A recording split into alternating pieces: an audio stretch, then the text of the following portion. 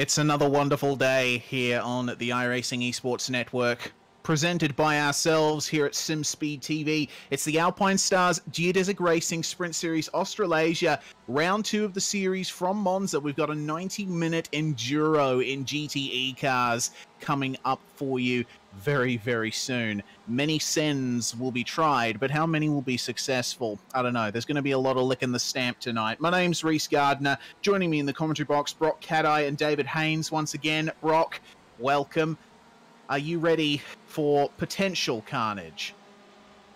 I'm ready for almost certain carnage. Hi everybody, it's really good to be back on the iRacing Esports Network here tonight with the Sprint Series Australasia.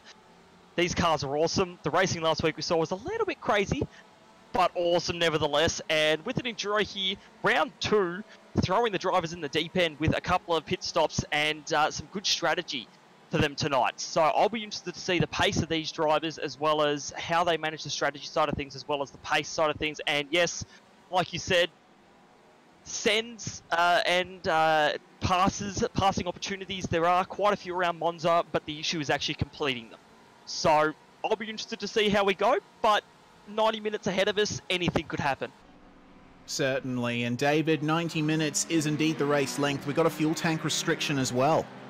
Yeah, exactly. I've been doing some quick sort of back of the envelope maths, which suggests that the pit window is going to be pretty wide indeed. Someone could go as long as possible on the first stint, and then their second pit stop might be only 3 laps from the end, or if you have to pit really early, it probably won't jeopardize your overall strategy. So I think we'll see a real mixed bag out there, especially if we get a safety car like we had last week at Brands Hatch. So lots of things could happen. And what you touched on there is it's a really high-speed circuit with quite a few heavy braking zones. So hopefully lend itself to some good passing, but hopefully people calculate their risk when trying to make a move like that. Yeah, that's exactly right. There's nothing more demonstrative of the ability to, or the need rather, to calculate your passes, make sure that you see them through cleanly than this track. There's 3 main zones for overtaking. There's the first chicane, the second chicane, and the third chicane. So if it goes quickly one direction and then the other, you can bet that someone's going to pull a move there. Practice is now over in this warm-up session towards the race.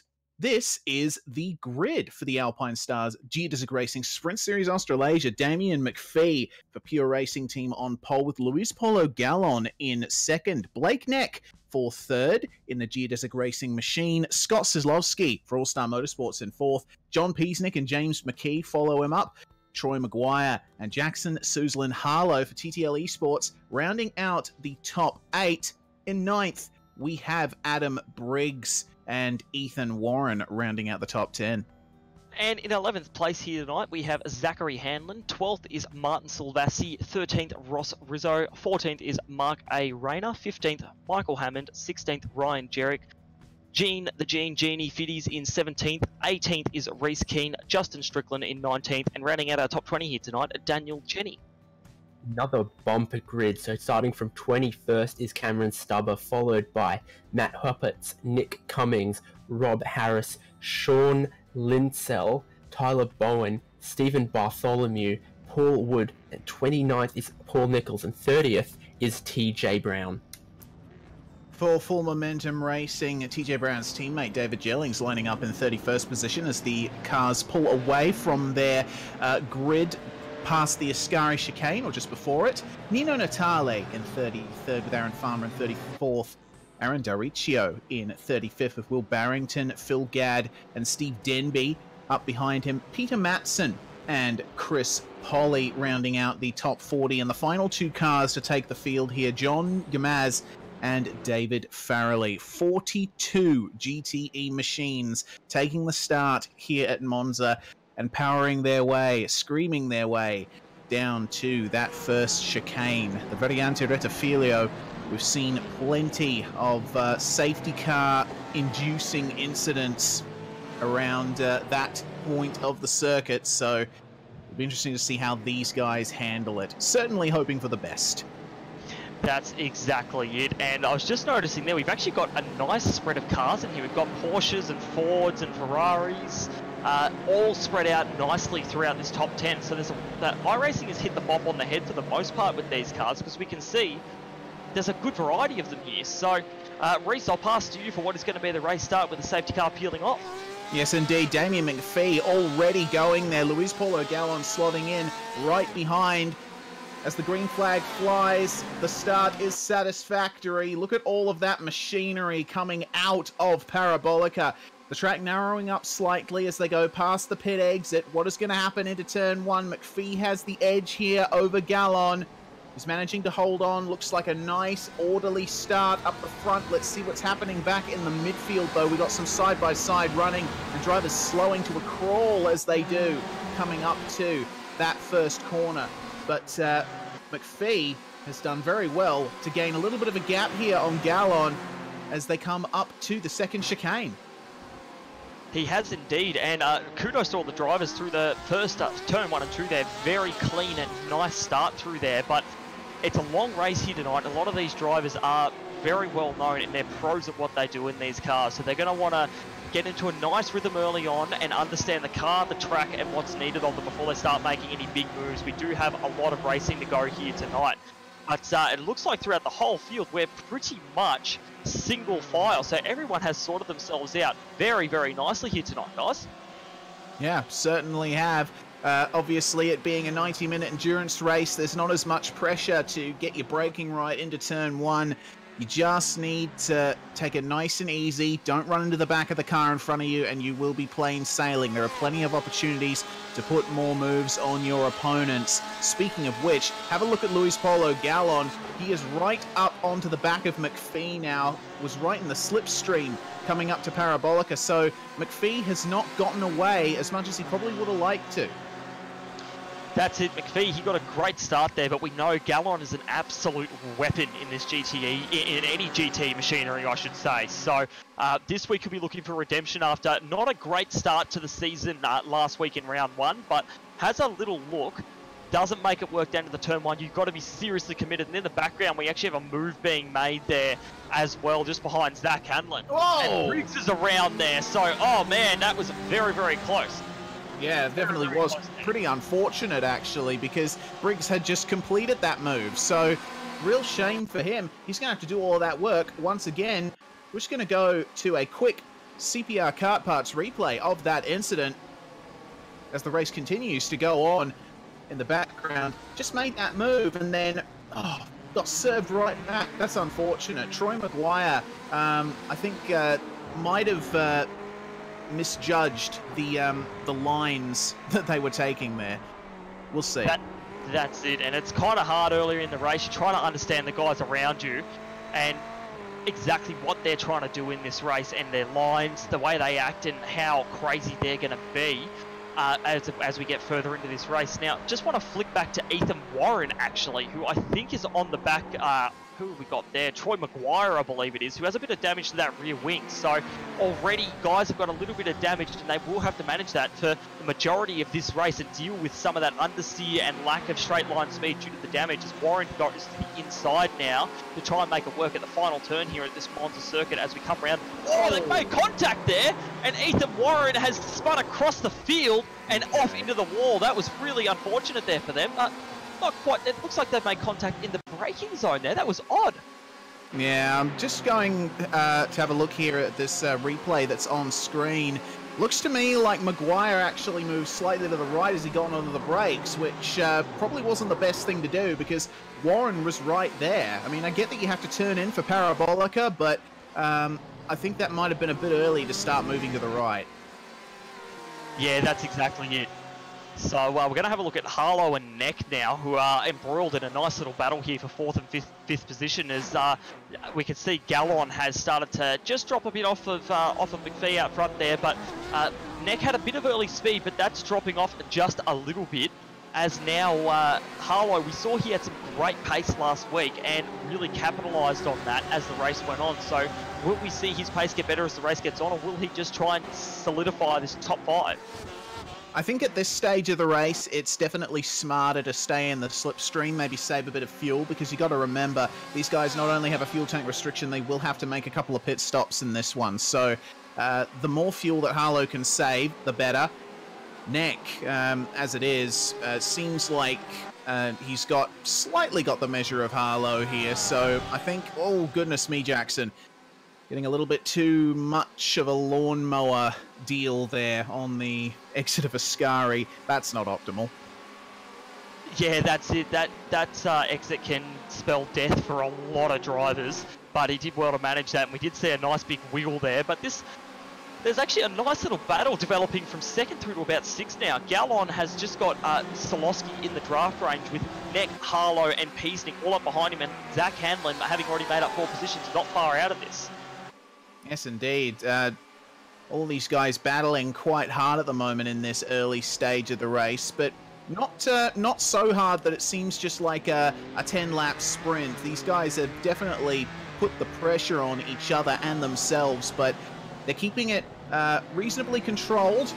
Troy Maguire on screen there once again briefly, making a move at turn 1 and 2 as we look at Adam Briggs and Martin Silvassi actually running side by side briefly with Michael Hammond. They're coming down to the second chicane here. Have a look at Hammond. He's trying to scare Briggs, I think, into a move. Oh no! Oh no! There's a car going across the track behind them! Oh my goodness, that was Troy Maguire, I think. That was ridiculous. Almost, that's really fortunate that that no other people were involved in that. Just looks to me like Maguire, I think Maguire may have been caught out slightly by cars braking in front of him. Yeah, I think he was a little bit there.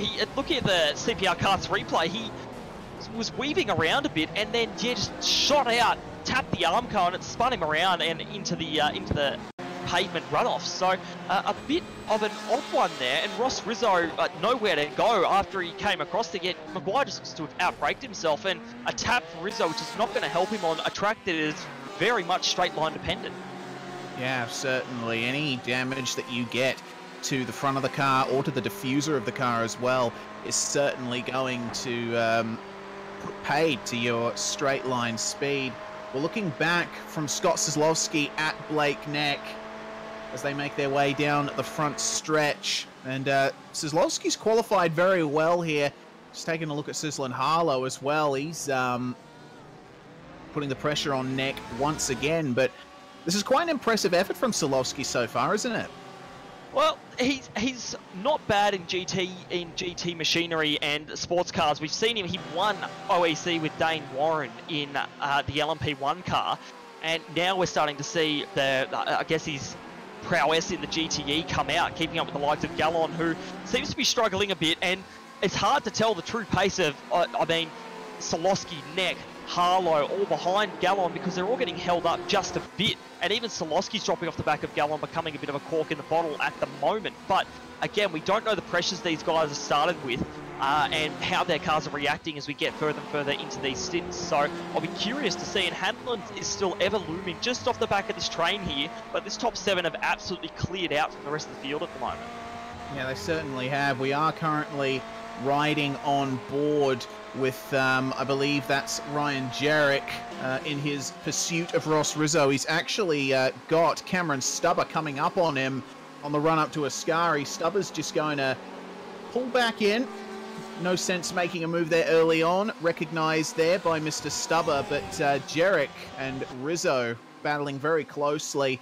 And of course, Rizzo with that damage. As we take a look again at Martin Silvassi and Michael Hammond, you can tell Hammond's got quite a bit of pace in these early stages.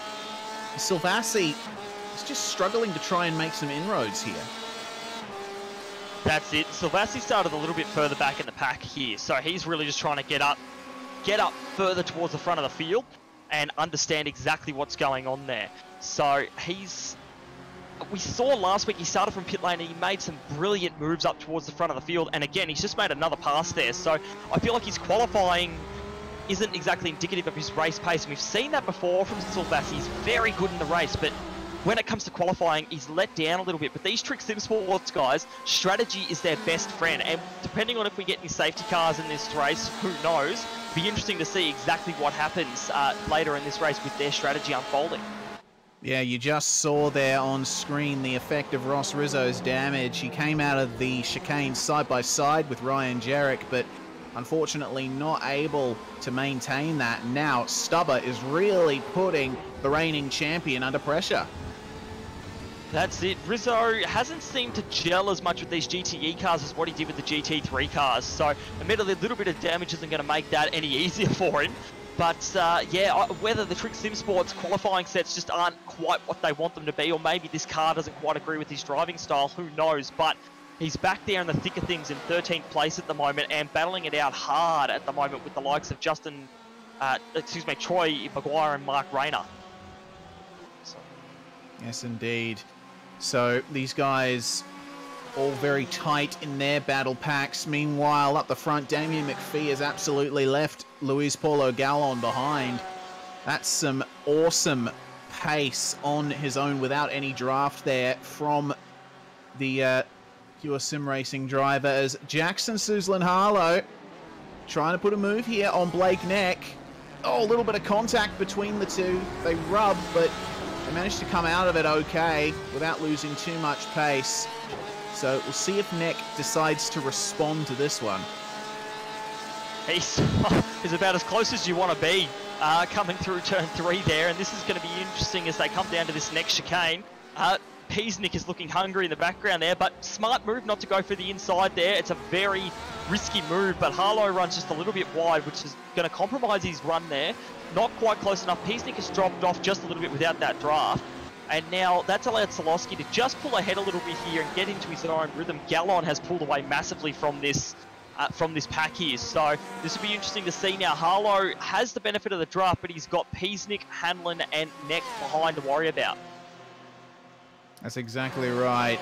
It's a difficult position to be in if you're one of these guys, because it's that stalemate sort of first part of the race where you haven't quite worked out where you're going to be at the end. You're just trying to consolidate your current position. My goodness, that is a move at Ascari. I believe that was Silvassi on Briggs. Or on Hammond as well. So Briggs now actually looking at Hammond here. Oh goodness, from one side of the track to the other. Hammond trying to get Silvassi back. They're racing a bit hard, I think, for these early stages. They're just trying to sort each other out without tripping over each other. That's it. I mean, you can benefit from the draft here and saving a bit of fuel, but equally, these guys are all racers at heart and they want to be in a good position at the end of this race to win. And that's what all these guys are doing here. So having a look at Silvassi with that Ferrari shooting down the inside there, Michael Hammond's Ferrari, and he's actually made that work beautifully out of turn 2 and gotten that outside line to hook up very nicely, and that's left Silvassi at the mercy of Adam Briggs as they come around here. Briggs may be left with nowhere to go. Obviously, around here there's not great passing opportunity, and we're just hearing now that Jackson Susan Harlow is through, so we'll quickly switch there. Solosky has slowed up massively and fallen back quite a bit here, because Susan Harlow is now quite a ways out in front, and that's left Solosky at the mercy of these guys. We're going to have a look at the replay of this pass on screen now as they have a look here. As they come up to the second chicane, Harlow has gotten a very good run there and gotten that pass done, and looks like Solosky's just hasn't quite gotten the run he needed. Harlow was just hooked up through that second chicane, so well done to Jackson Susan Harlow making his way through the field. Yes, indeed, and I tell you what, all of that palaver has handed a bit of an advantage to Gallon up ahead in second. So these guys battling amongst themselves, certainly not quite the course of action that you'd want at this stage, but Jackson Harlow definitely making his presence known at the front end of this field, and that is a proper train now behind him. We're on board right now with John Peasnick as he chases down Blake Neck across the start-finish line, down the straight towards turn 1. Look at those cars in front of them. That's a very enticing sight there. You just want to dive bomb every single one of them, but you know that you mustn't at that early stage of the race, and they stay line astern for the time being. I think for now we're going to see a little bit more of this line of stern action, because you don't want to mess up your car this early in the race and bring your straight line speed and your handling down.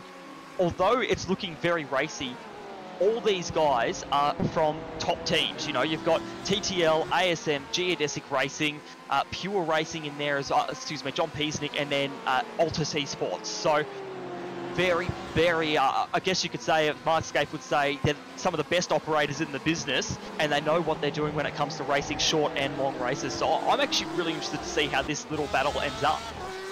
Yeah, certainly. That's what I really enjoy about a series like this. You know, you've got V8 Scops, obviously, the top series in the AusNZ Sim sphere in many people's opinions, but it's these series like SSA that bring out these drivers that you wouldn't usually see in cars like the V8 Supercar. There are an awful lot of drivers in the AusNZ region that have their finesse sort of limited to GTs. They don't gel quite as well with the V8 Supercar. So you go to a championship like this, you see them in action, and they're mixing with some of the guys that you see in the V8, and it's really awesome. It's a good way to see who really stacks up in the community. As I'm taking a look at Harlow actually moving around, trying to hold off Sislowski here. Still no moves being made.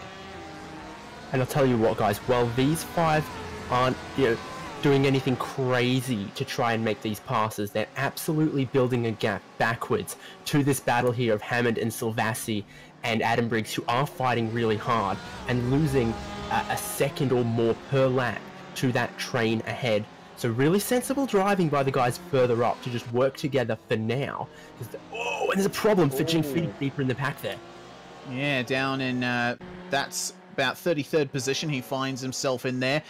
Go to a CPR kart parts replay, we'll see what's gone on. So Fiddies was on his own at the time, coming down to Parabolica. So what on earth went on for him here? Oh, just losing it in the middle of the turn. That is a real shame for Gene. And very easy to do. Oh yeah, certainly. You got to remember these GTE cars. They're not like their GT3 younger siblings. They don't have anti-lock braking systems, so you've really got to monitor how you manage the brakes coming into the turns in these things. That's it, and that's part of the challenge of these GTE cars, is exactly that, managing all the different factors that come along with less assist and a bit more power and more downforce, and there's a lot to consider in these cars. Excuse me, and that's what makes them a different driving style of the GT3, and that's why we see some of our guys who are great in the GT3s aren't as great in the GTEs, because they are quite different cars under the surface. Yes, they certainly are. Oh no, Michael Hammond in the wall.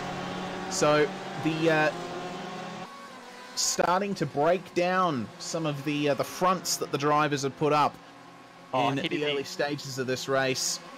Sorry, Reese, just had a look and he did the exact same thing as Gene Fiddy's replay on screen now, CPR kart parts replay, and he's just done the exact same thing there as Gene Fiddy's gone in a bit too hot, locked those brakes, tried to accelerate and he spun around. So that's really unfortunate for him there.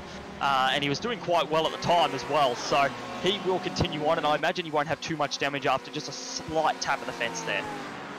Yes, indeed. That's the advantage of losing it in a place like Parabolica. There's plenty of room for you to recover. So, we continue taking a look at the 074 machine.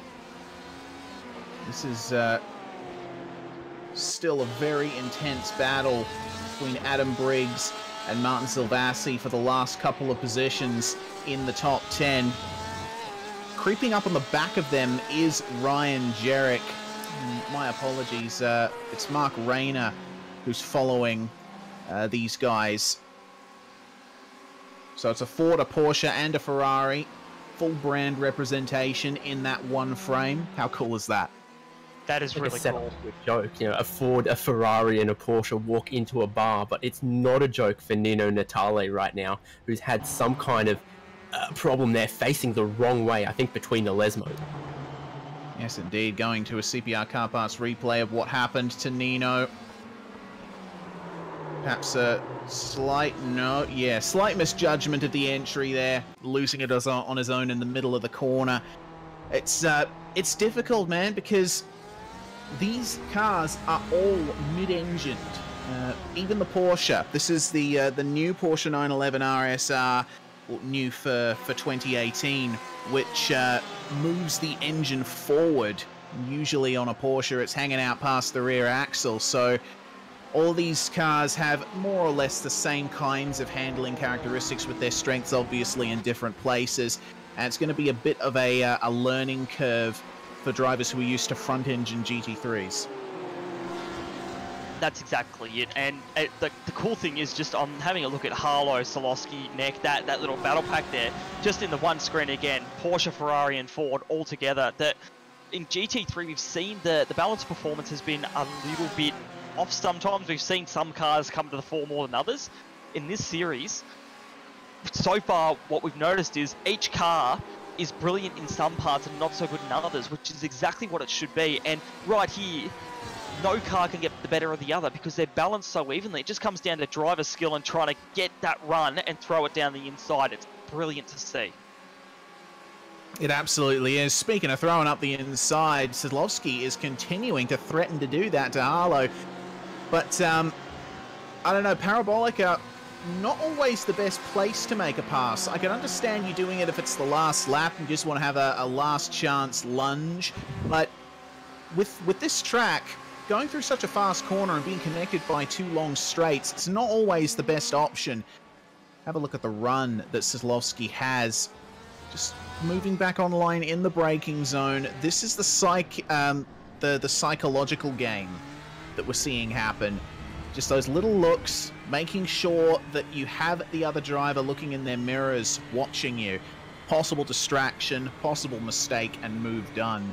That's probably what Sedlowski is hoping at the moment, but Harlow is holding off his advances quite well.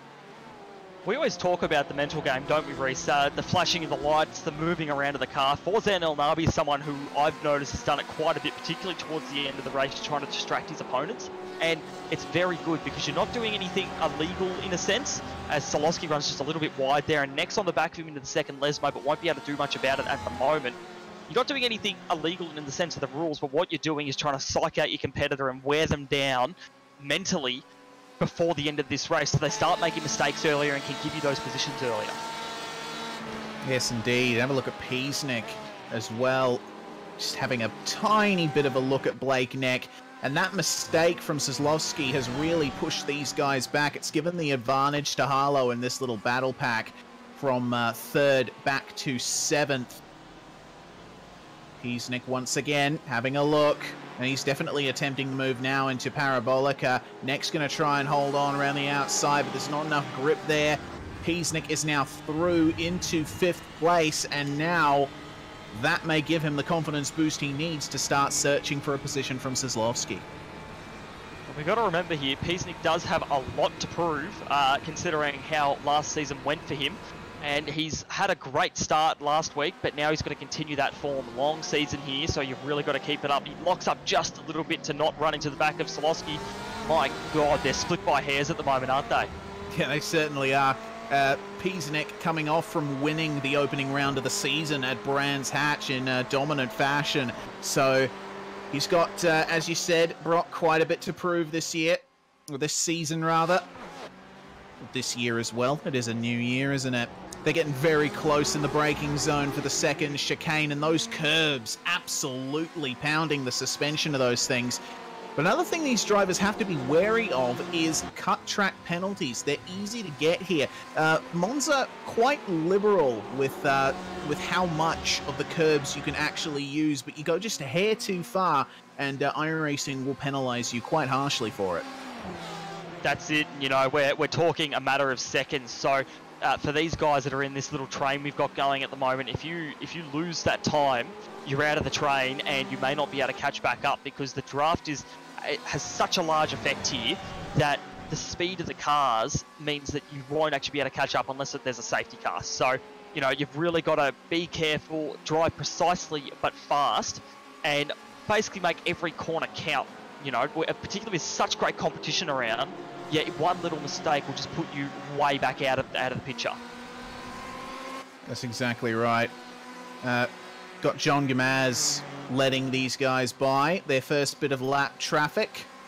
Nice and easy done along the front straight. Gamaz has had a pretty quiet one, actually. He's done reasonably consistent lap times throughout his outing in this series. So good to see him out there circulating, getting it done. Silvassi here, on the other hand, looking to grab 8th from Adam Briggs. This Rizzo in the pits. One. Oh, hello. That is interesting. What happened there? Well, I'm going to assume this might be a scheduled pit stop. Get that damage fixed. Do one of the compulsory pit stops. Just try something. Get out of the traffic. And that's what we know Trick Sim Sport's for. It's just trying some different strategies. And maybe it'll work out for Ross Rizzo. But we'll have to wait and see with more than an hour of racing to go. Yeah, exactly right. And Blake Neck apparently out. Oh, goodness. Tech issues. He's vanished. We've just, had Blake Neck has just disappeared off our screens here. So that's really unfortunate for him, because in that he's just flashed out and we can no longer see him. So that's really unfortunate. He was doing such a great job in this field, and that's ruined a great race for him. Yeah, certainly has. Neck was putting in a very strong performance versus these guys. So real shame for him and for Geodesic Racing to lose that. But I tell you what, it's really put the fire underneath John P's neck, because he is really pressuring Scott Soslovsky for what will now be 4th place. So it's all on for young and old here, as this is a nice little train here. Hanlon's been left a little bit out in the dust, if you will, there, because now he doesn't have much of that draft. But Harlow's deciding, which way do I defend? Do I defend on Solosky or Peacenik here as they come down into turn 1? Solosky won't be able to get that move done. Peacenik on the outside will lose just a little bit of time there, but Hanlon has managed to catch up to the back of Peacenik here, which will help him in the next few laps to draw back up on the back of Solosky and Harlow. Solosky doing well. I honestly thought he would drop back just a little bit more, because his pace didn't seem to be on the ball there. But now right back up on the back of Harlow here, swaying back and forth, just trying to get his attention, but not doing it. It's worked. It's worked. Harlow's cut the track there, so Solosky is back through on him. Wow, there you go. The mental games do work here. So now Harlow's going to try slot back in with Hanlon, but Hanlon trying to go around the outside of the first Lesmo. Has got the outside line here, but not the inside for the second Lesmo, but will take that position. So very unfortunate for Harlow there. About a half an hour into this race, guys, and we're already starting to see some mistakes. Yes, indeed, and he's right to the back of that train now, which is very unfortunate for Harlow, who put in an incredible performance at the opening round of the season. So, unfortunately, Monza getting the better of him slightly. This has promoted Soslovsky to the front of the train. Oh, yeah, Hanlon going way off there. Lucky to hold that one. But there's an inherent disadvantage to Soslovsky's position now, because he is at the front of this train, and Luis Paulo Gallon is miles ahead. Not going for the pits this time around, just taking a very fast line. But Soslovsky is going to fall victim here, because he has no one to draft in front of him. He is the one punching that hole through the air, and Peacenik is the one who is going to take advantage of it. The Element Motorsports driver goes to the right of the ASM Ferrari, and he is through before they even get to the turn-in point. Good move.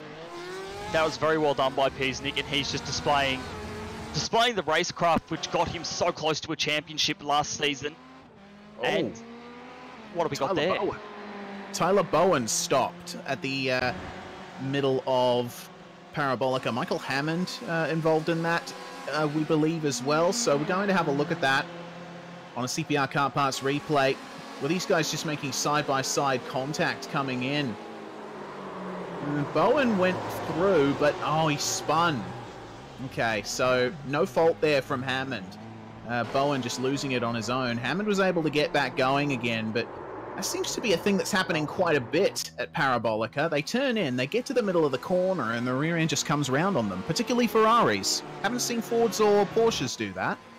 Yeah, maybe it's the downforce they have to run to try and get a bit more straight line speed out of the cars that actually allows them to keep up with the likes of the Porsches and the Fords, but you drive it a bit too hard and you're gone. And that last turn has just been troublesome for Ferraris so far. So a bit unfortunate for them and for a couple of drivers who have been struck out more than one time. So we'll have to keep an eye on them, see if they can fight back through the field, because we do still have about an hour of racing left here, so still plenty of time to go.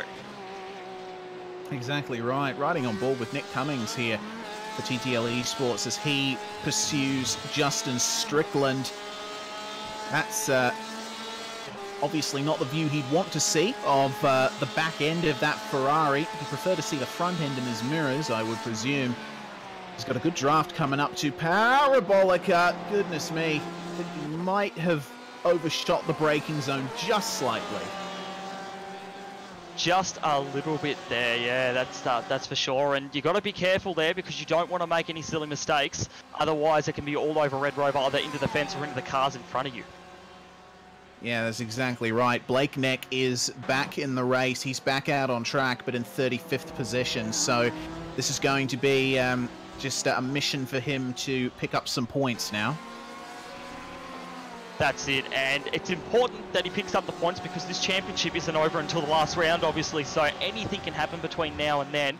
And if he can get those points up and just at least get a few, who knows who else is going to bomb out of this race. He may end up in the top 30 or top 25 by the end of this, so we'll just have to wait and see. We certainly will. We currently ride on board with Martin Silvassi, looking back at Adam Briggs there, coming through the Lesmo turns. Great section of racetrack, and you can really use all of the curb and AstroTurf on the exit to get a nice run down this section of the track through Vialone and down to Ascari, passing underneath the old banked oval. And the Ascari chicane, one of the more fun chicanes on the circuit, but certainly difficult to get right. That's exactly it, and that exit there is beautiful when you get it right, as you said, but if you get it wrong, it ends up in an out-of-control car. And sorry, just as we're talking now, Luis Paulo Gallen has taken his pit stop. So he's in for his first pit stop of the race here. So that's interesting. So this is, I think that signals the beginning of our pit stops for our leaders here. Yeah, all of them jumping in right now. It's a busy place to be. I think the bigger question is who is staying out. So Damien McPhee still out. He's got traffic as well. He's losing a bit of time that he cannot afford to lose. There is our race leader. So as we keep one eye trained on the leader out on track and one eye in pit lane, Gallon is now out. And ooh, that was a bit of an awkward exit from him, side by side with Aaron Dariccio. Not quite enough space there. So McPhee, the pressure is on him to try and make this pit stop work. Maybe Gallon was hoping for a bit of an undercut. McPhee not having too much trouble with the traffic in this latter stage, but yeah, I'll tell you what, he wouldn't have liked that too much. No, that's for sure. You really don't want to get caught up in these things here, particularly when you're the leader. You just want to be out there, no trouble, making it work. And that, unfortunately, was not what he wanted. So we'll see if he comes in this lap.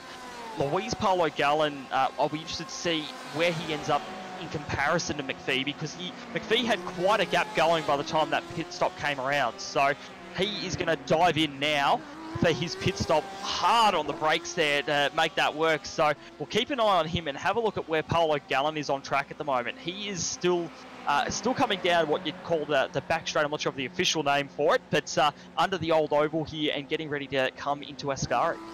Yes, indeed. Excellent shot of the pit lane there, showing Damien McPhee come in for his pit stop. As we take a look once again at Gallon as he makes his way out of Ascari. This is going to be decisive in the early stage of the race here. Gallon, I think, splitting the race roughly into thirds. Made his pit stop just past the half-hour mark. I would expect him back in around about the hour mark. So out of Parabolica he comes, down the front stretch, and where is McPhee? Just leaving pit lane now. Pit limiter has been disengaged, so he's flying down the front straight now.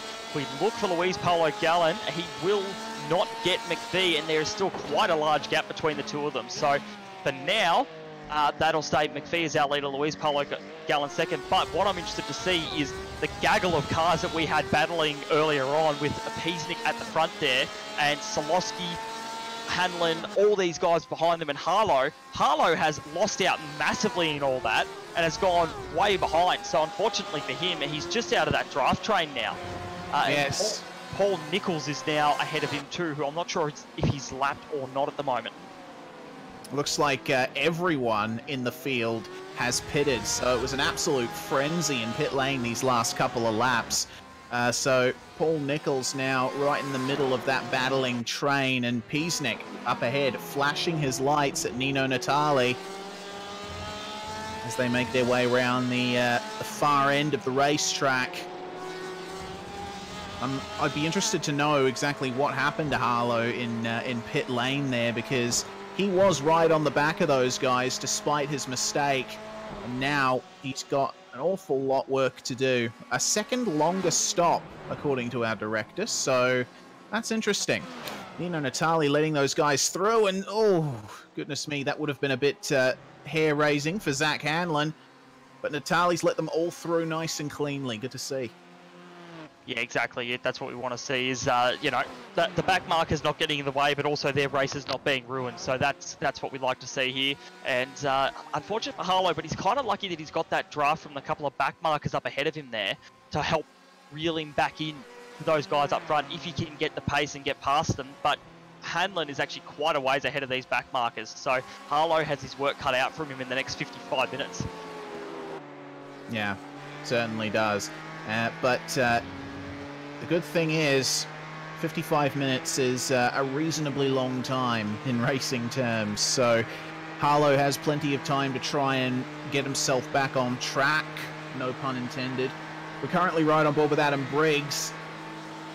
Big draft down the front stretch in his pursuit of Martin Silvassi. These guys have not been able to get rid of each other.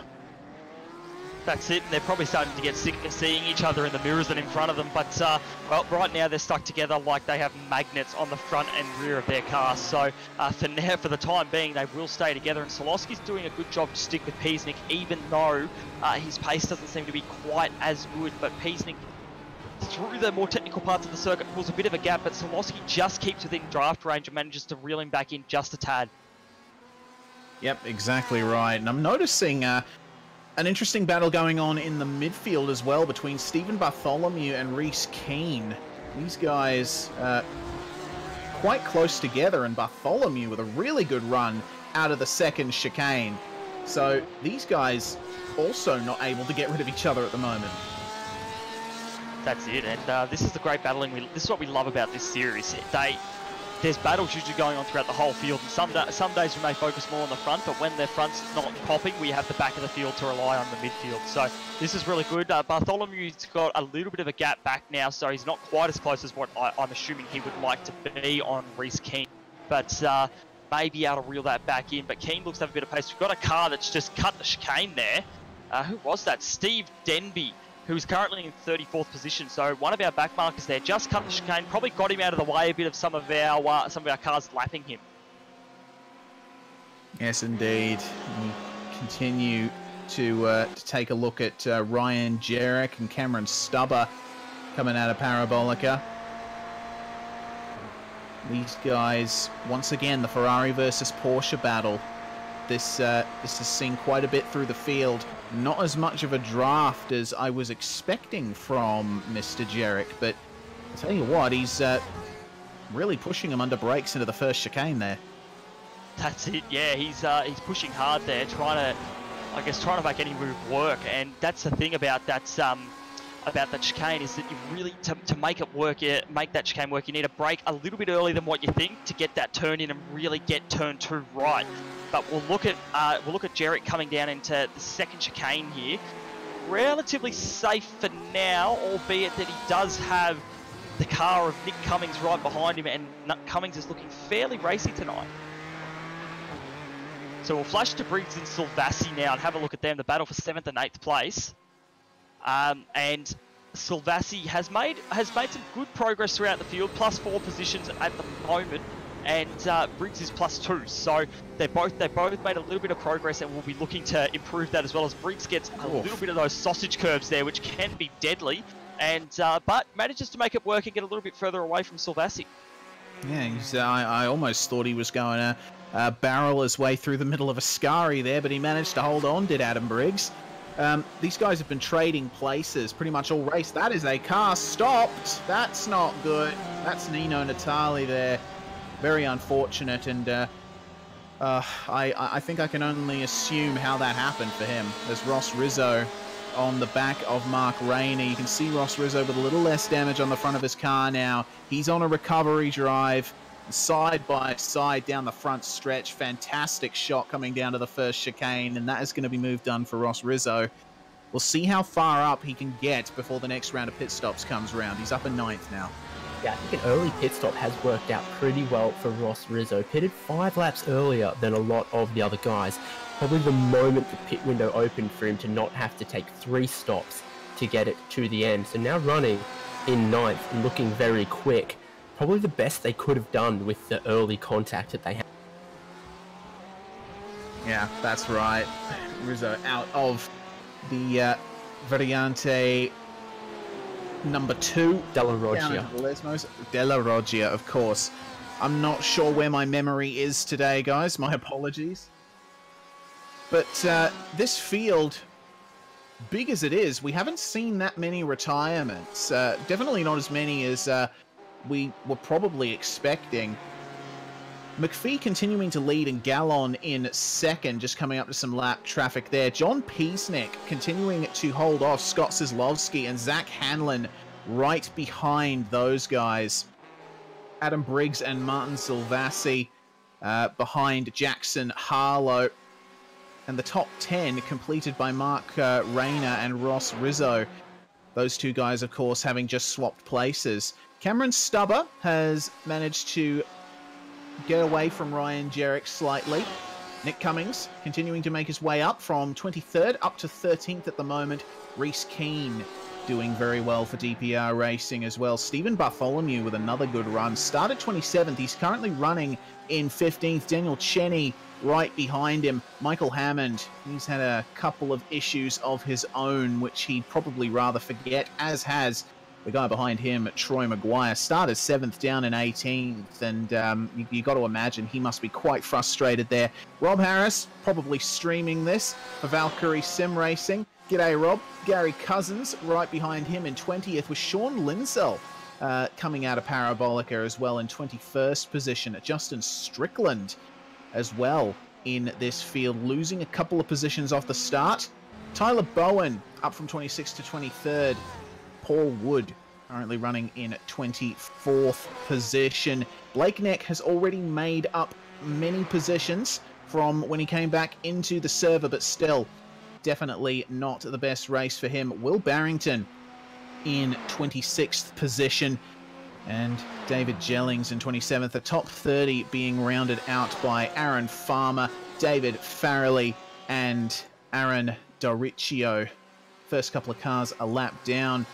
Paul Nichols in 31st, and Steve Denby down in 32nd. Chris Polly and Peter Matson making their way through there. Those guys getting pretty close. John Gamaz currently having a couple of issues negotiating the first chicane. And Gene Fiddy's, Nino Natali, Ethan Warren, Phil Gadd, James McKee, TJ Brown, and Matt Huppert's all retiring from this one so far.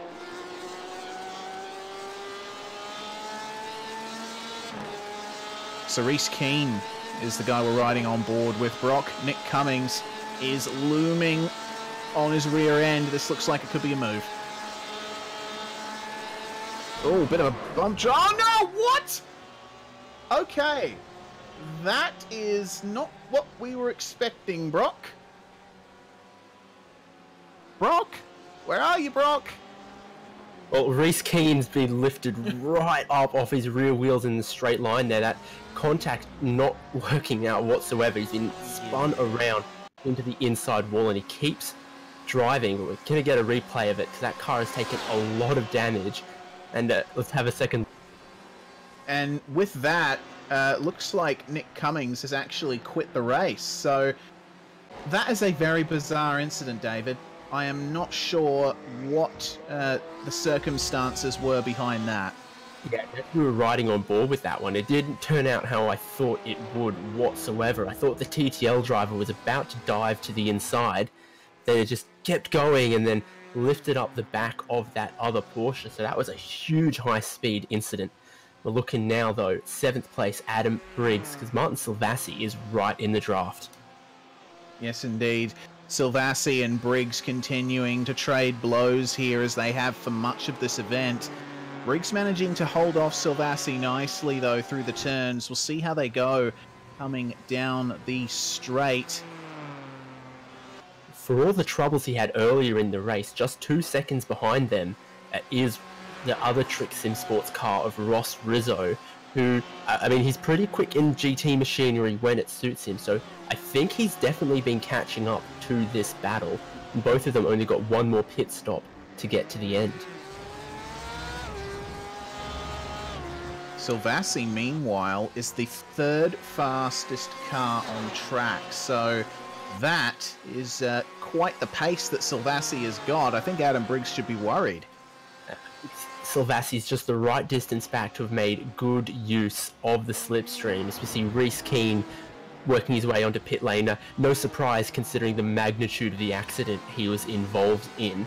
And so over that last lap, it was 3/10 that Silvassi pulled out of Briggs. He's about to be right underneath there as well. Like, I think he's at exactly the right distance to be picking up a very, very healthy slipstream.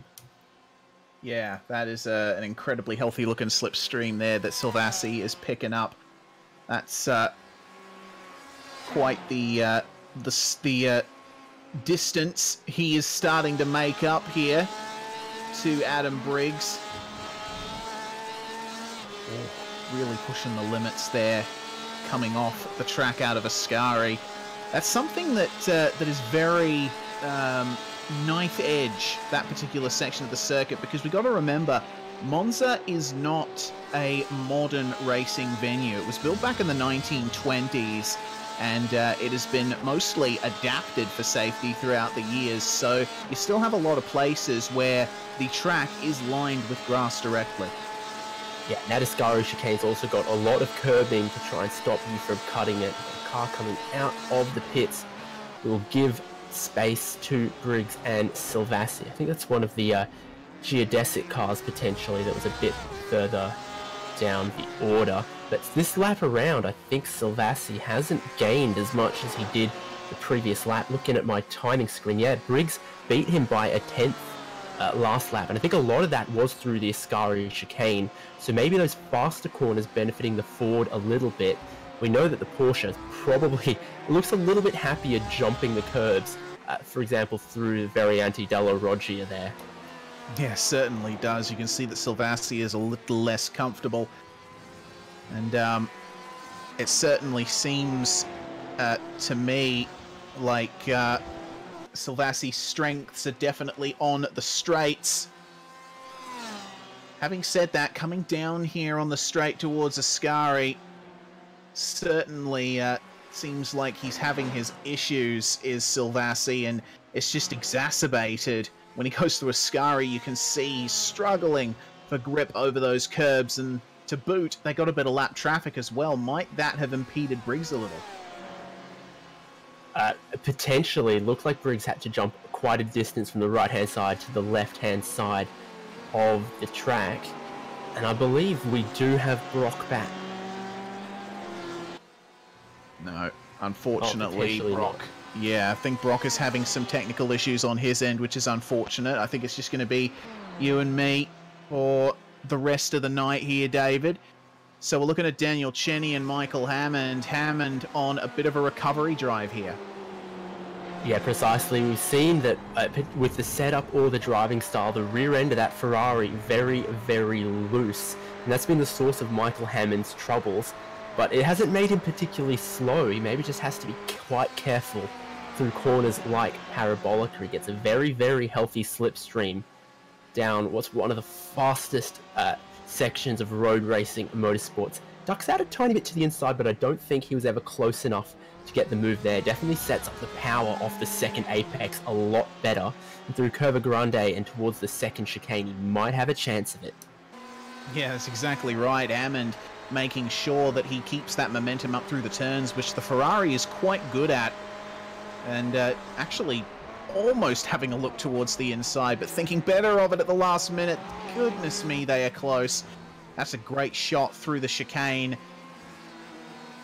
I tell you what, these cars, I do believe when they first came out, I did make a bit of a comparison to the GT3 cars. The Ferrari is sort of like what the Mercedes was in GT3. It's very much about that initial punch. Oh dear, David Farrelly off the track, or at the side of the track there at Ascari. Quick replay, we'll see what happened to him. Just running across the curb, and oh goodness me, that's a very awkward incident he just had there. Yeah, precisely. The quick changes of direction will be very, very tough through Ascari, but further up the field, Piesnik and Solowski were together for third place, but Solowski's dropped back a little bit into the clutches of iRacing Daytona 24-hour winner Zach Hanlon. And I'm sure he won't mind me saying that. But Hanlon, when they were in a pack, was pretty content to stay at the back of the pack there, save the fuel, and just stay with it. Now, I think he's using those tyres he saved a little bit and looming a little bit closer to Solowski. Yeah, well, Zach was chatting to us earlier, and he did say he was having some trouble getting the car to do what he wanted. They were having some troubles there with setup at Altus, so he's been a bit on the back foot, I think, coming into this one. I think he's just, I think survival is Zach Hanlon's end game for this one, but he has done quite well at that goal. Currently running in the top 5 and looking to threaten for a top 4. Maybe he's just getting used to the Ford at Monza now. Maybe he's found some sort of magic bullet when it comes to his car's settings that has allowed him to sort of switch on like this past the pit stop phase. Yeah, well, if he wasn't 100% happy with the car, then just staying with the pack, staying in the draft, just feeling out the car, not making any crazy moves, any dive bombs, driving the car on a knife edge, anything like that. So probably the sensible way to go about it, and maybe he's found it as a problem for Ryan Jerrick on your screen there, and someone else was turned around through the Ascari chicane as well, so we'll get a replay on that one, Reese. Yeah, I think that was Gamaz involved in that as well, so we'll take a look at this replay, see what happened down at Ascari.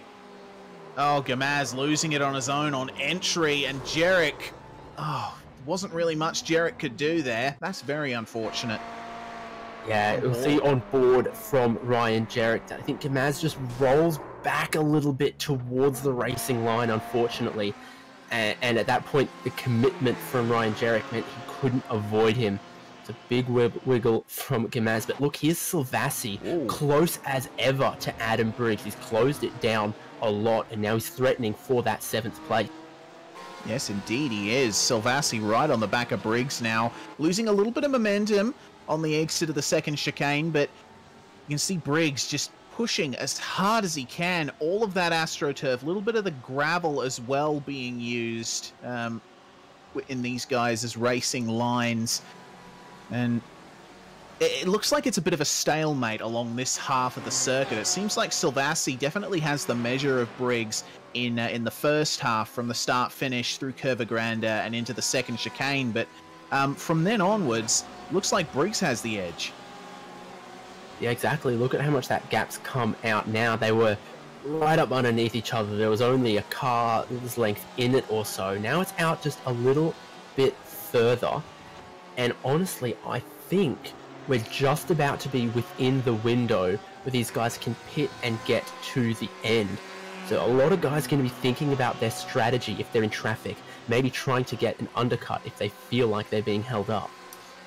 Yeah, that's the name of the game, really, and it's the best time to do it because you don't have to worry too much about the other guy coming back at you. given it's the last stint of the race. As long as you can continue to maintain that consistent driving, look after your car. Slowdown penalty potentially for the 72 there, right? As Adam Briggs pulled all the way to the left, slowed it down a lot, maybe just taking too much of the curb through the first apex of the first chicane. And if that's the case, he'll be lucky to stay with Silvassi here, but it's definitely cost him the position. Yeah, certainly has. And once again, that's an easy thing to do here at Monza. That chicane coming through turns 1 and 2, certainly very tempting to use all the curb. And oh my goodness, Blake Neck with another issue there in the number 42 car. First, it was some tech issues. Now it's unfortunately a spin. Zach Hanlon, though, continuing to pressure Scott Kozlowski here for 4th place. This is a very tight battle here, Ferrari versus Ford coming down to Parabolica. You can see a little bit of a draft coming up to the final turn of the Autodromo Nazionale Monza. Hanlon is looking very strong right now. Yeah, the car's not looking, you know, oversteery or understeery. It's looking pretty balanced. And he gives a little flash of the headlights. We all know that that activates the overboost mode, gives him the speed to look to the inside, and he might get it done this time. Looks like he will. Coming down into the first chicane. Don't take too much curb, guys. Can Kozlowski come back at Hanlon? Maybe. We'll see what happens through Curva Grande, but they are incredibly close at the moment, and Kozlowski may get Hanlon back at the second chicane. They are line astern, nose to tail here. Kozlowski pulling out slightly. Hanlon almost moving over to defend, but looks like both of them thought better of whatever it is they were planning to do. And Hanlon's managed to hold on for a bit longer. Yeah, Scott Kozlowski is very level-headed kind of racer, so I think he's not one to make a silly, vengeful move to try and get that position back. He'll be thinking, you know, maybe about his strategy, maybe about survival.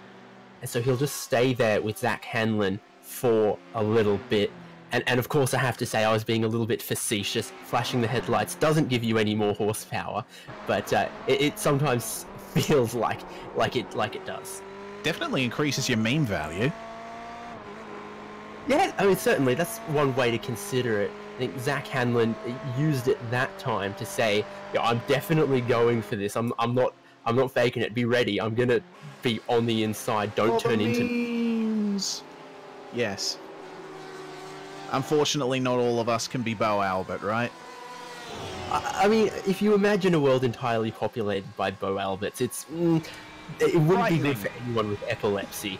Adam Briggs following along with Silvassi, battle 7th and 8th, and I think that's some traffic to the outside of the circuit, narrowing their run into the final corner. So I'm not sure Silvassi or Briggs will be entirely happy with that, but with how many cars we've got out there on circuit, I think it's something a lot of them just have to suck up and deal with.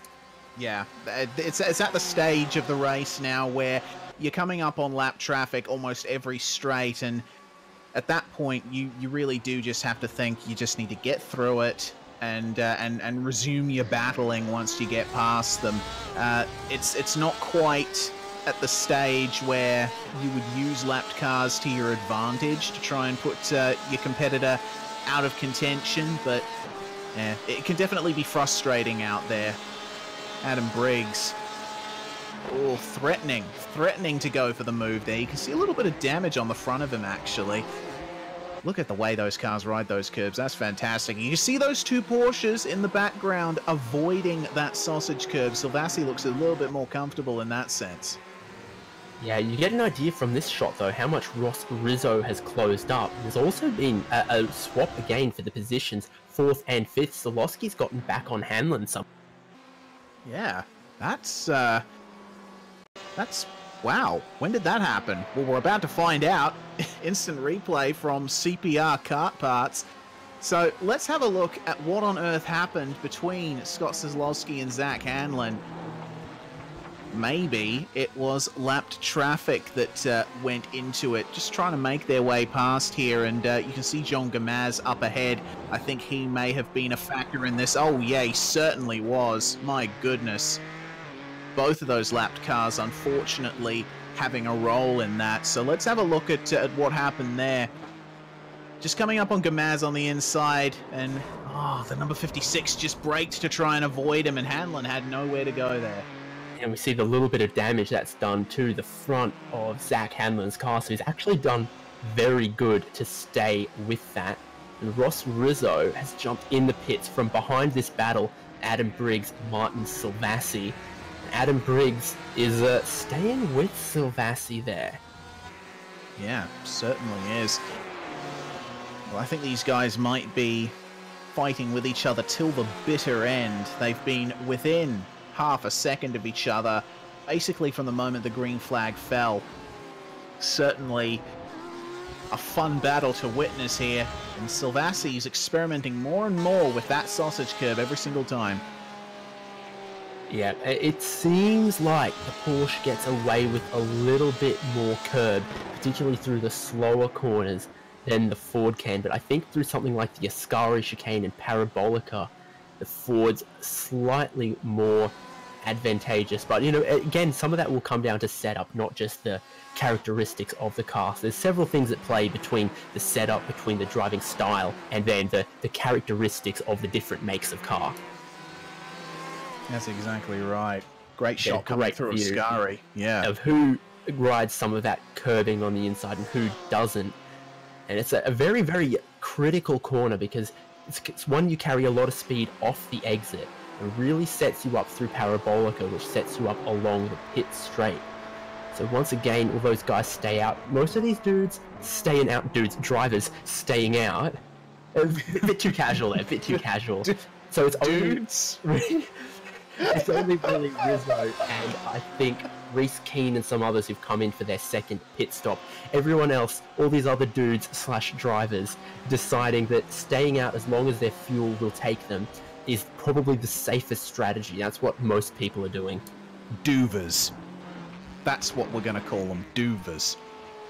It's 2019, that's what we're calling them. I don't know. But whatever it is, Hanlon is maybe losing some straight line speed to that damage on the front left, but he's still looking pretty solid through the corners and getting the advantage of the slipstream of Scott Zalowski's Ferrari.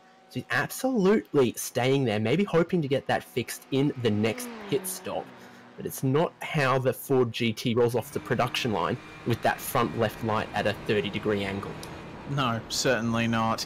And I think at this point, Zach Hanlon will be wanting to stay in that draft as much as he can until he can take the pit stop, get some damage repaired as well. Of course, that's that occasion is probably coming up very, very soon. We do have drivers coming into the pits very, very shortly, I would imagine. We are under half an hour to go here at Monza. Yeah, that's right. We saw people coming into the pits after about the first 30 minutes. We've run more than 30 minutes since then, absolutely certainly within the window to get to the end. There's a few guys further down the order jumping through the pit lane, but no one in the top 10, as this time Hanlon will look to the inside. He was almost able to pass him there, so shows you how much the draft is worth. And there might be another one going on here as that car of Adam Briggs, DPR Racing, gets a lot closer to the back of Martin Silvassi, but won't be close enough into turn one. We'll get very deep on the brakes, get very close there, and then try and set up his exit through Perva Grande and towards the second chicane. It all stays how it was. Yeah, very nice. Large hole being punched in the air by the Porsche. Towers over the Ferrari and the Ford in terms of height. You can see Adam Briggs once again trying out those psych tactics. Not working this time though. They do have a bit of lap traffic coming up, so we'll see how this affects this battle. Might they both go for the pits actually? Well, certainly. I think that's what Luis Paulo Gallon tried to do through the first stops, is saw they're approaching a little bit of traffic and took the gamble on an earlier pit stop. And it's kept him about where he was relative to Damien McPhee. So It's a very valid strategy, potentially, and we know Martin Silvassi and Trick Sim Sports like to mix it up a little bit compared to everyone else. And speaking of, here comes Luis Polo Gallon into the pits once again. He's followed in by John Peasnick. Will we see Solowski and Hanlon as well? No, both of them stay out, and your leader, Damien McPhee, is also still out. So from your top 10, it's just Gallon and Peasnick coming in to take their final stop. Yes, indeed. So this is going to set the playing field for what will be the final stint of the race. Silvassi goes for it. Briggs. Oh, Briggs. He missed the mark majorly there, did Adam Briggs. Jumped onto the brakes, obviously preparing to go for the pits, but then thought better of it. He must be regretting that. Look at his brake lights here, David. Yeah, I saw it too, and we'll see it once again. He's thinking about the pit lane and then changes his mind. And that will have really, really hurt his run down the front stretch. Yeah, and as we go back live, goodness me, that was an incident. Aaron Farmer, I believe that was, spinning at turn 1. He's just managed to get back going again. So we'll see how he goes. Silvassi off the jacks and back down through the lane. So that may be the golden advantage that he may have needed over Briggs. Just that little mistake that Adam made. Yeah, and Solowski and Hanlon still yet to pit. Hanlon is right with them, and if they come onto pit lane this time, which is very likely, it'll be who can get to the end with the least fuel. Hanlon, if he thinks he's saved enough fuel, might be able to grab a slightly shorter stop and jump him in the pit lane, and he'll also be definitely hoping to get that damage fixed, which would again put him in a stronger position than where he is right now. Do they stay in or do they stay out? Go in or stay out? We will have a look. At the moment, it seems like both of them are staying out for at least one more lap. McPhee as well staying out. That's our race leader. So McPhee looking very comfortable. Gallon looking comfortable as well. He's just come out in 7th place, but should reassume 2nd place after the run of pit stops is complete. And as we like to say at SimSpeed, the field is cleansed. Yep, so Briggs comes into the pit lane this time, and he might just well get jumped by Silvassi if he did have a poor in-lap. Mark Rayner also coming into the pits. So it's time, and someone has a little half spin in the background behind Silvassi there. Keeps it out of the wall, does Aaron Doricio. Well, that's obviously not optimal for him, but Silvassi will be looking to see Adam Briggs on his F3 screen. A 3/10 quicker stop from Adam Briggs, but it may not help him out very much. Oh, wait. Hang on, they're going to come out almost even. Almost. It's actually pretty much exactly as it was before the stop. My goodness. Yeah, so that's no advantage to either through that pit stop sequence. They're now side by side, Hanlon and Solowski, and McPhee has also pitted from the lead, so I'm expecting these guys might pit this time, and Hanlon will go round the outside of Parabolica, try and get clear of Solowski. Does he come into the pit lane this time? Yes, they both do. So Hanlon just trying to grab that crucial track position right before the pit stops. Yeah, very well played, actually, by both of those guys to not make contact. You see McPhee there pointing his car directly at the pit exit, and Jackson Harlow coming into the pits behind them. Luis Paulo Gallon out on track with his car fueled to the end. What kind of advantage will he gain? McPhee will be coming out very soon, I would imagine. He's already out. There he is. No, he's already up the road, sorry. Mistaken car liveries there. 5 seconds up the road is Damien McPhee. Goodness me, he's pretty much untouchable at this stage. Yep, and Peasnick's come out as well, but Hanlon still just ahead of Solowski. He's going to go deep into the first chicane as well. Scott Solowski knows well enough to not turn him though. Now Solowski will have the advantage of the draft. He's managed to pass him before, Hanlon's got a lot of work on his plate to hold on to that 4th position with 21 minutes to go. Yeah, you can see the straight line speed not helping him there as Silvassi and Briggs continue to fight. Solowski stays behind Hanlon once again, probably just sizing up a move on him for now, because you can see Hanlon, I don't think he's gotten any of the damage on that car repaired, so he obviously thinks he does have the pace to keep Szlowski at bay, but we will see. We will see. Oh, just getting into the gravel, barely maintaining control of that Ford. Yeah, driving it really hard now. He was more level-headed, more balanced, driving within the ability of the car before, and now he's pushing it. If you look at Michael Hammond, a quick replay, because he's had yet more fun in this race. Yeah, we're going to take a look at him here coming into the first chicane. I'll just pinch the brakes on entry into turn 1, and that's let a couple of cars by. That's a shame. Once again, it's something that the Ferrari seems prone to doing. Yeah, and not just the Ferrari, but Michael Hammond's Ferrari as well. He's got the brake balance maybe too far rearwards, or just not enough rear downforce on it, because it's not the first time, and but hopefully the last time that he's done that. Yeah, certainly. We take a look at Bartholomew as he tries to hold off a very hard-charging Ryan Jerrick. Battle for 12th and 13th here. Both of them being quite conservative with the curbs. Those two were the guys that Michael Hammond ended up losing out to at the first chicane. And goodness me, do my eyes deceive me, is that Adam Briggs in front of Martin Silvassi? Yeah, indeed it is. He's gotten past somewhere, so we get a replay of that one. That's been a very long boiling battle, and once again it's just down the front straight using the slipstream, and he's clear before the braking zone too. So decisive, rather decisive there from Adam Briggs. Yes, indeed. Very well done. As we go back live, under 20 minutes to go here. Bartholomew and Jerrick still continuing to fight it out here for one of the midfield positions.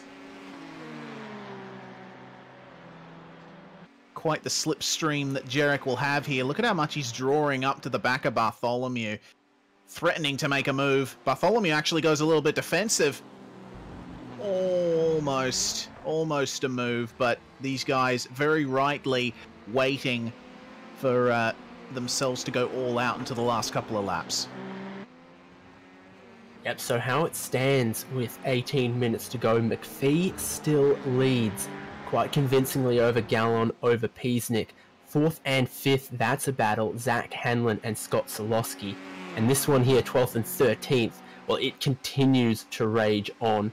Ryan Jerrick trying to find a way past Stephen Bartholomew, and it's not going to be this time into Ascari.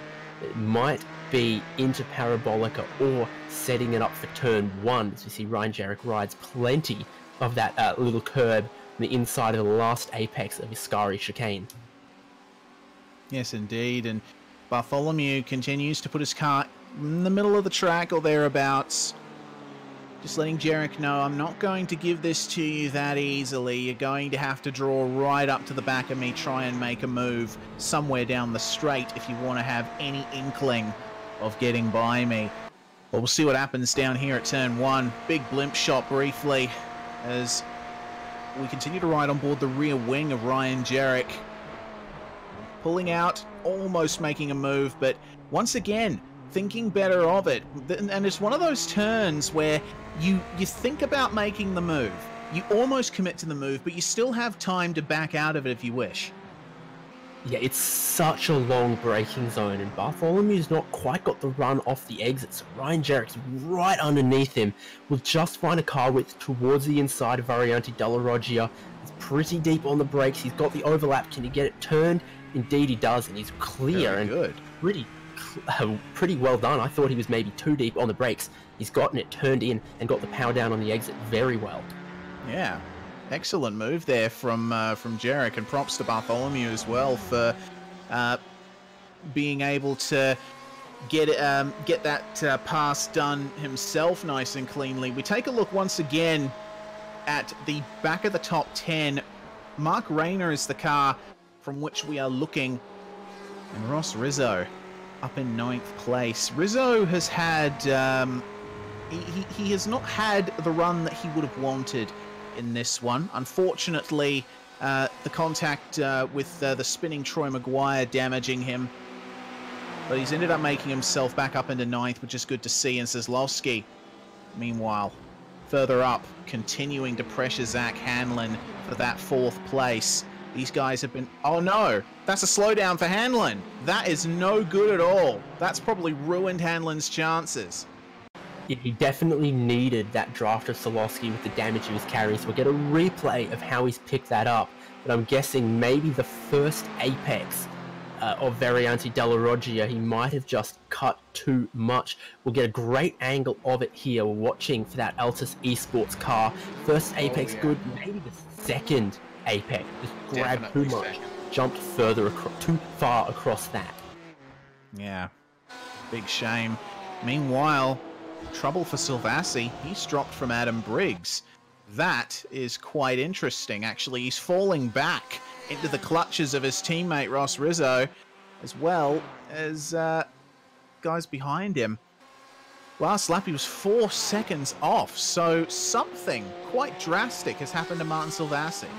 Yeah, but I don't see any damage on that car, so either he's got to save a monumental amount of fuel. Oh, he's slow. And it's now Ross Rizzo comes through.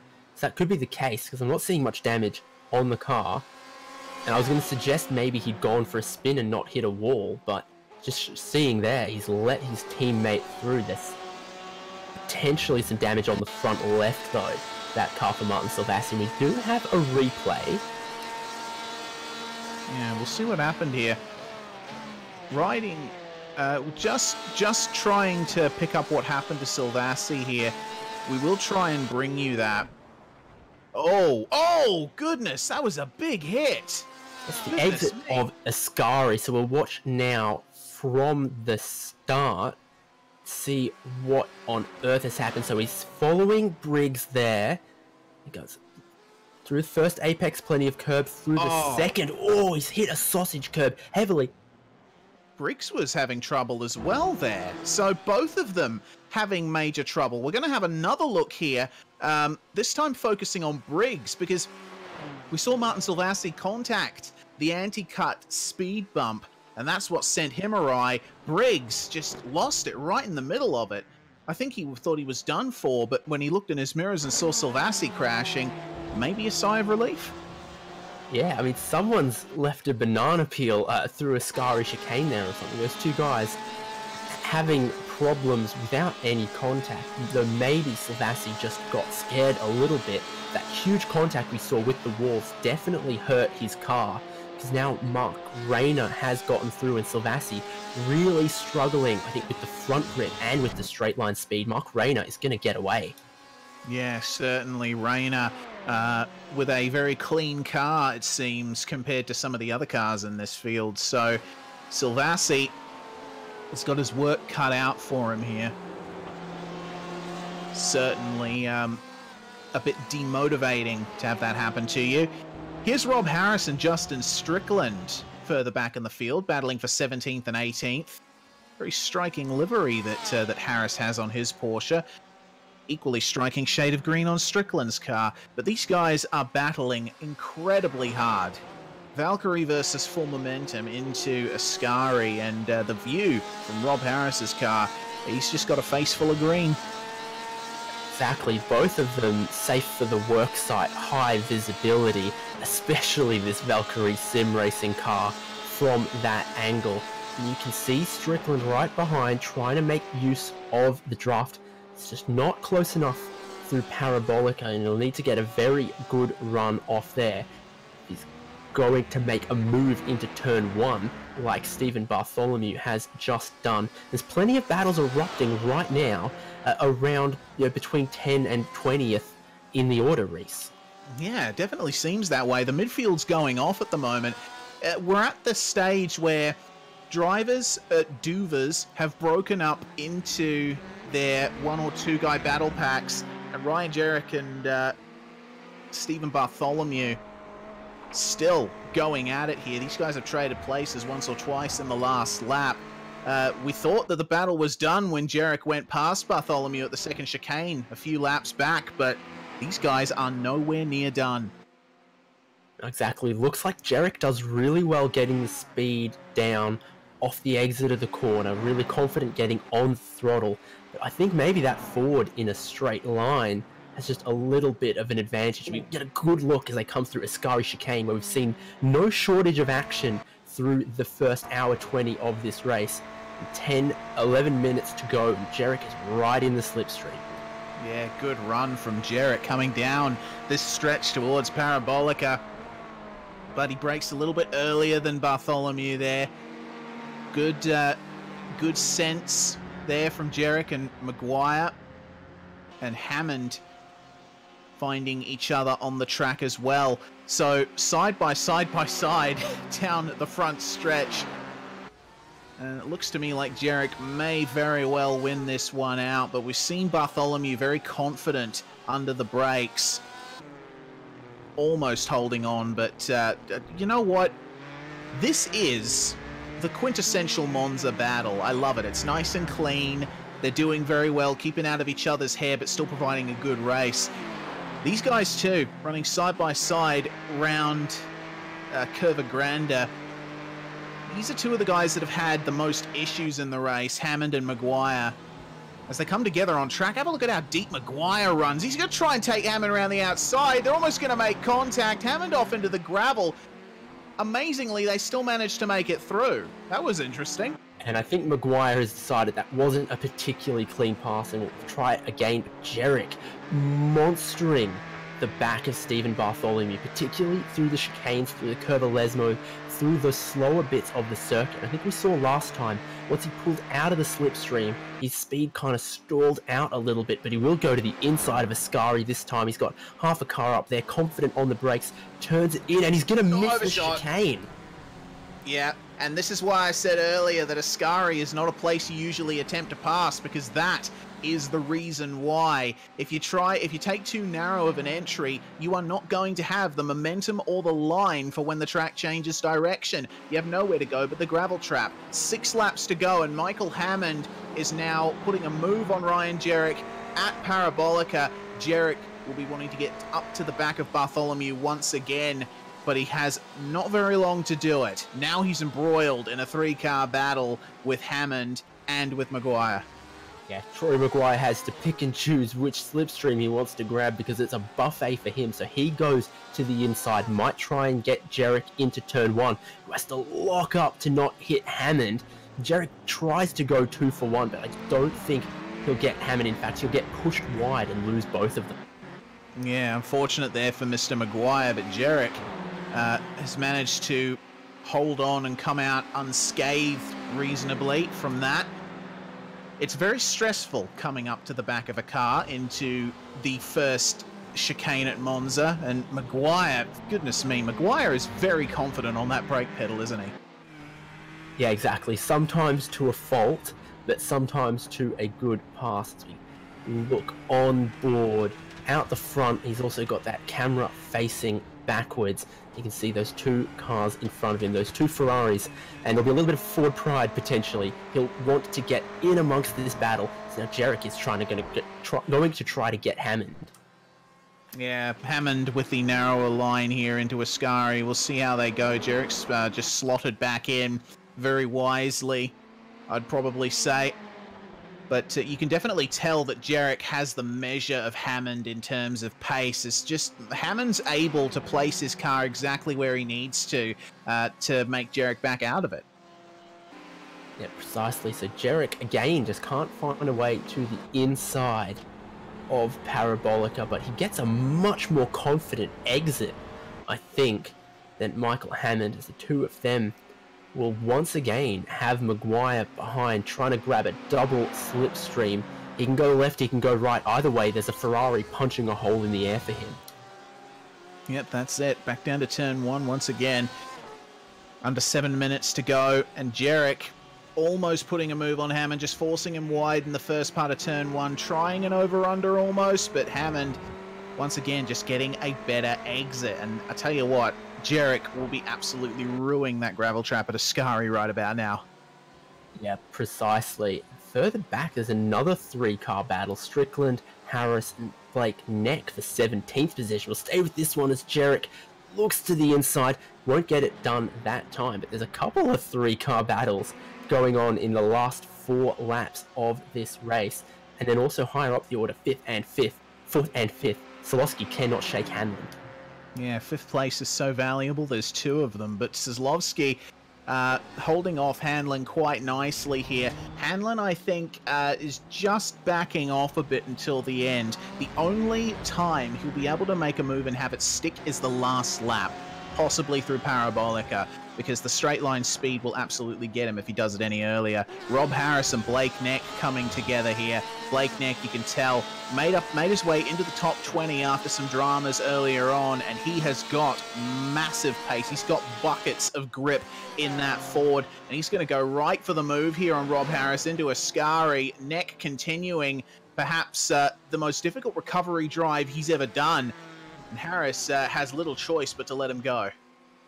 Yeah, exactly. Blake Neck is down 15 spots from where he qualified in 3rd. So he's definitely got massive pace, just unfortunately been shuffled back there through issues. Oh, careful, boys.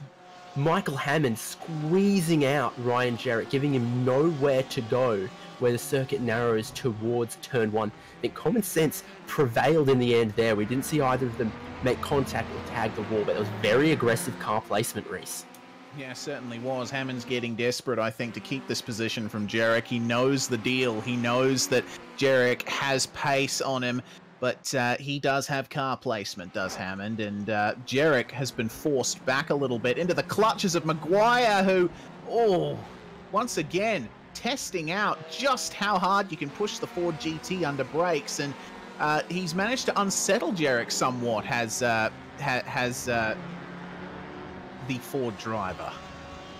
Yeah, so Maguire's been brave all race, and this also brave as Hanlon looking to the inside, gets the job done on Solowski, rides all of the curbing, that Ford bouncing around, and I think that move came from a little bit late because Solowski started turning in, then noticed the Ford was there, and then straighten the steering up a little bit, but you can see the straight line speed disadvantage that Hanlon has with that damage, because Solowski's going to try and come back around the outside, and they don't touch Martin. Oh, goodness me, they do touch there, Murray. Goodness me, that is a bit ridiculous coming out of the second chicane. I just called you Murray, I should have called you Crofty. Goodness me. This race has had action non-stop. And is that Harris back by Neck? When did we miss that? So Blake Neck's obviously lost that position somewhere, somehow, and the little Ford almost disappears behind the big boy Porsche. But the pace hasn't disappeared from that Geodesic racing car, who gets a great cutback, but I think it's going to have to take one last pit stop because of the issues he had and when he disconnected. Solowski still behind Hanlon, but not given up whatsoever. When they cross the line after the next corner, they'll have 2 laps to go, and you can see they've gone from quiet team players willing to just follow the other one in the slipstream earlier to now it's gloves off. This is a 2-lap boxing match. Yeah, certainly is, and these guys have had this battle brewing all race. We've had a couple of occasions here where drivers have just not been able to leave each other alone. This is one of them, and you can see the straight line disadvantage that Hanlon has with the damage in action right there. Soslovski going into the chicane ahead, and Hanlon climbing all over him. Goodness me, almost going inside the Ferrari as we go through the first chicane. So Hanlon, I think, if he wants to put this move on, like I said before, he's going to have to wait until the last lap. Yeah, we did from that chopper shot get a great example as Hanlon will look to the inside once again. Cannot keep these two guys apart. Solowski's gone too deep into the chicane. He'll probably pick up a slowdown from that one, Reese. Yeah, certainly has, and I think that was tactical there from Hanlon. You know, forcing him wide. Maybe now he doesn't have to worry about him on the last lap, but we'll see. With that straight line speed that Hanlon has not got, he might fall victim to Kozlowski again. And Blake Neck just behind these guys. Laps down, but still looking to get a good result out of this. Yeah, precisely. So looking at our leader now, Damien McPhee, he's led all race, and he will grab the white flag this time by. He's got one more lap, and he's led relatively confidently, but not by a huge margin, only 4 seconds clear of Luis Paulo Gallon, who started in second, runs in second, has been second just about all race. And behind that, in third, John Peasnick managed to break away, I think, through some of the first pit stop phases. He's been running well in third. And that battle for fourth, well, that was one we were watching very, very closely. And with one lap, Kozlowski's going to have to gain a lot of ground to try and grab that fourth place. He might need a bump draft from Blake Neck. Yeah, definitely.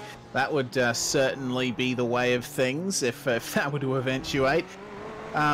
It does seem like Hanlon has just been able to extract a little bit more lone pace from that Ford GT just once he managed to get away from Kozlowski. But I don't know, if you're in Blake Neck's position, do you go for the move on Kozlowski? Well, where Blake Neck is... Oh, well, I think we might have made the decision for him. Oh, maybe not. Oh, that's a bit awkward, but aside from all of that, it's just another chapter in the very long War and Peace book of this race at Monza. So much to keep track of, so much to talk about. But the top of them all is Damien McPhee as Ryan Jarrett comes into the pits. McPhee has been untouchable all race. Pole, leading every lap. Almost every lap, I would assume, and now he's going to take victory. Fantastic job from Damien and stamping his authority on this series as well. Gallon finishing an incredible second. Another untouchable performance from him, and John Peasnick backing up his round one win with another podium here. Zach Hanlon may come home to finish fourth. He will be able to hold off Kozlowski, who will take the top 5 here. Fantastic job from all of those guys, despite dramas. And Jackson Harlow recovering to finish 6th. Yeah, then there's teeny gap backwards, 7th place, Adam Briggs. As there's someone with a blown engine in front of him. I think it's someone, yeah, a little bit of a lap down, so that won't bother Briggs. He'll just swing well wide of it. Briggs will battle a lot with Silvassi, who unfortunately had problems. But Ross Rizzo, a bit of a recovery drive from him as well, to grab 8th place after some early race damage. Mark Rayner, he is still circulating. Yeah, my mistake. 9th, and 10th will go to Martin Silvassi. Yes, indeed, my mistake. I presumed that the smoking car was Silvassi, Rayner. My head is not in a good place right now, David, but we are going to go through these unofficial results. Damien McPhee and Luis Paulo Gallon 1-2 here, with John Peasnick finishing in 3rd. Hanlon, Kozlowski, Harlow, Briggs, and Rizzo completing your top 8. Good recovery from Rizzo, all things considered. Mark Rayner finishing in 9th, and the top 10 rounded out by Martin Silvassi. 11th place goes to Cameron Stubber. Good race from him, finishing just out of that top 10. 12th, Stephen Bartholomew. Good job from him, actually, as well, finishing ahead of Michael Hammond, Daniel Cheney, Troy Maguire, and Justin Strickland grabs 16th place. 17th is Rob Harris. 18th is Ryan Jerrick. 19th, Paul Wood, and 20th, Reese Keane. Gary Cousins is going to come home in 21st with Sean Linsell following him. Blake Neck, one of the horror stories of the race. Very unfortunate run for him, but he still manages to recover to 23rd. David Jellings comes home in 24th, also a lap down on the leaders. 25th, Will Barrington, Aaron Doricio, and Paul Nichols there, with Tyler Bowen, David Farrelly, and Steve Denby rounding out your 30. Yep. Starting to get towards the tail end of the field. 31st is Aaron Farmer. 32nd is Peter Matson. 33rd is Chris Poley, 34th, and sort of the start of the retirements, John Gamaz, Nick Cummings, Gene Fiddy's problems for him, unfortunately. Nina Natale not having a good race either. Same goes for Ethan Warren, 39 laps down. Phil Gadd, 46 lap down. And James McKee, also 46 laps down. And then your last two spots, TJ Brown and Matt Huppets. All of those guys not making many laps at all, Reese. No, certainly not. There was plenty of drama in this particular race, but we do have the guys that came off the best from it. Damien McPhee joins us in the commentary box here. Welcome, Damien, and congratulations on your victory. Hey, thanks, mate. Yeah, that was a good one. Definitely seemed like it from your end. You had the car very well under control with pole and leading the vast majority of the laps of that race. Yeah, it certainly felt that way. Just getting used to this Porsche, but I'm really struggling with the brakes. And I don't know, something about it just wants to bounce everywhere on this track. I want to drive at places, but it just doesn't let me do what I want it to do, and it's frustrating, yeah. But it was good. Yeah, well, it definitely does seem like, in spite of your issues, you did have a good handle on that one. Coming into this championship, it's been a while since you've been in a GT Leagues Australia race, and with the switch from GT3 to GTE, were you thinking that that you'd get right on the pace? I thought it'd be a lot easier than it was going to be, actually. Last week I sort of showed up and I thought, I'd get on it pretty quick, but I got smashed. So yesterday I put in a couple hours and yeah, it paid off. So happy with it. Certainly looks like it. Well, can we expect you possibly competing up the front for remaining rounds of the series? No, just every now and then. I think I won't be every week, that's for sure. I got other commitments, otherwise I would be there for sure. That's a shame. But it would be nice to see more of you there, Damien. But nonetheless, you've got the platform of all platforms from the top step of the podium. Any shout-outs you'd like to give? Good race to Louise. I think you did pretty good, in that Ford. So consistent. I couldn't fall asleep in that one. Congrats to John. And obviously my team, Pure Racing Team. Congrats to those guys. Thanks.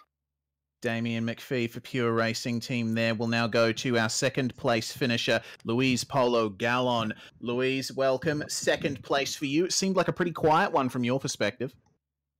Well, thanks, guys.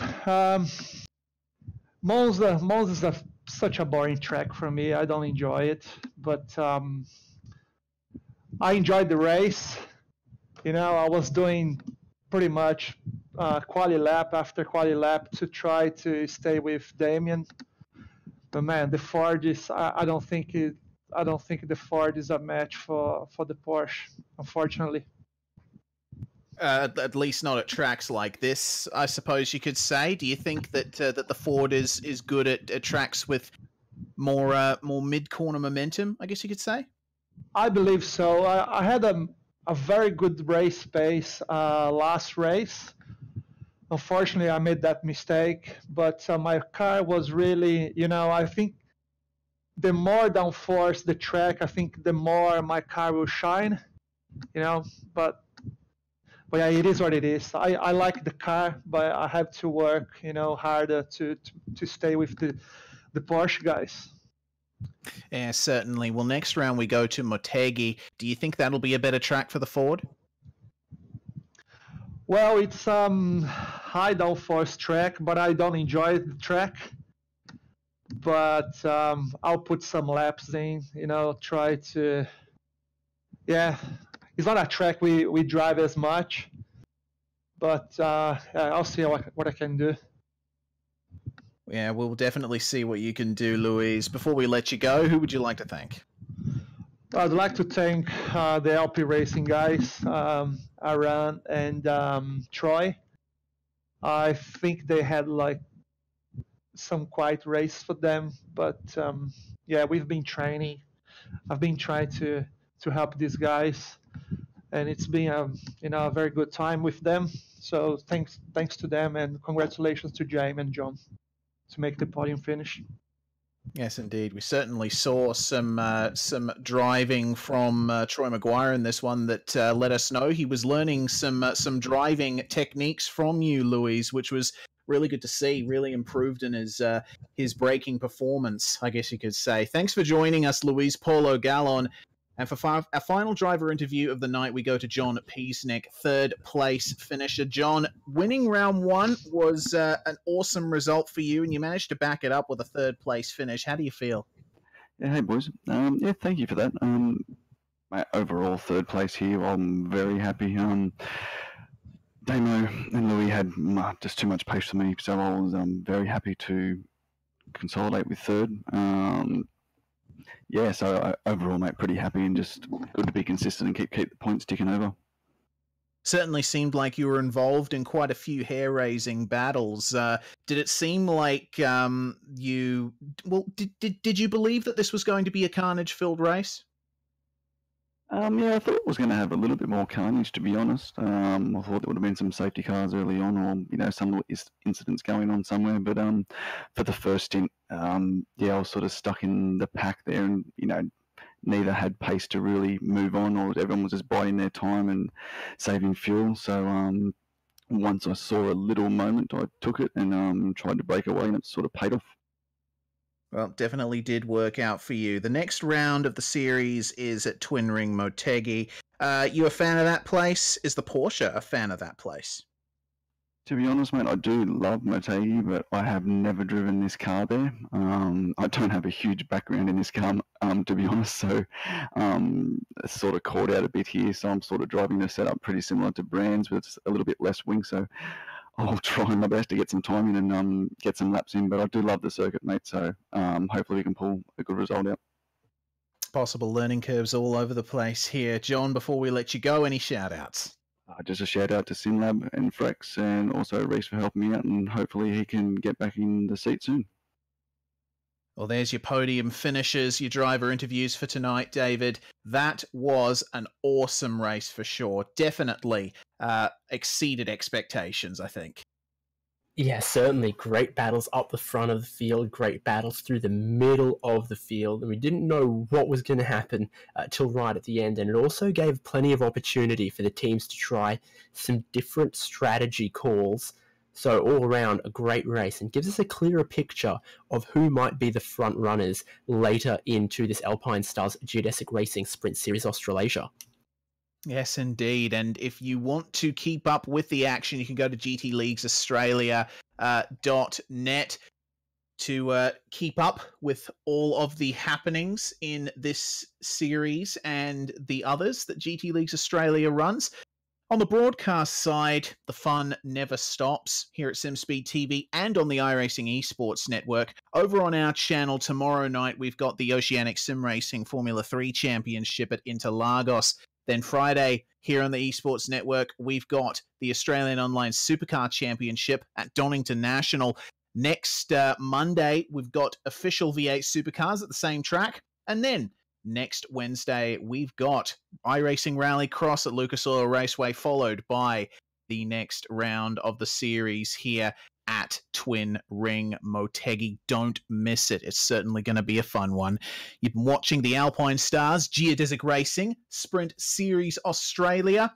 Your race winner, Damien McPhee of Pure Racing Team. Thank you very much for joining us. Subscribe to SimSpeed TV and subscribe to the iRacing Esports Network to get your daily sim racing fix. We'll catch you later.